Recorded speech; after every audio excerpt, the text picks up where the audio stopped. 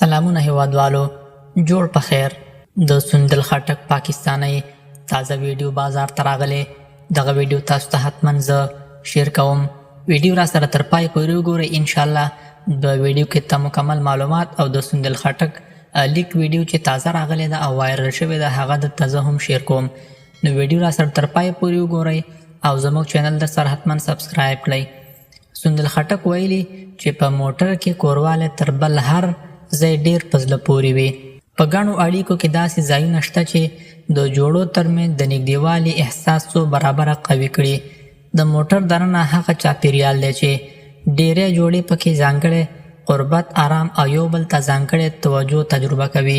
لامل یې دا دی چې فضا محدوده وي، دواړه سره نږدې کینی او ټول تمرکز د یو بل پر حضور راټولیږي. سندل خټک وایي په داسې ځای کې خبرې ډېرې صمیمانه کیږي.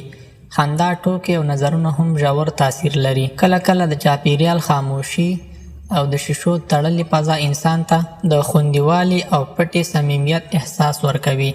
همدا حالت د دې لامل کیږي چې دواړه د ذهن له ګډوډیو لرې شي او د یو بل احساساتو ته ډېر متوجه شي. سندل خټک وایي د موټر محدود ځای د فزیکي نږدېوالي ترڅنګ رواني نږدېوالی هم زیاتوي. کله چې دواړه یو محدود ځای کې یو ځای ناست وي، د خبرو لمس او متقابل باور فضا نوره هم ژوره کیږي.